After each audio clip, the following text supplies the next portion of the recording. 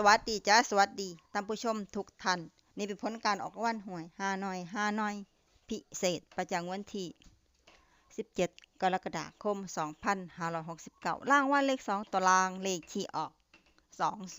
2020รางวัลเลข5ตัวรางเลขที่ออก57520 57520รางวัลเลข2ตัวบนเลขที่ออก2525รางวัลเลข3ตัวบนเลขที่ออก725 รางวัลเลข5ตัวเลขที่ออก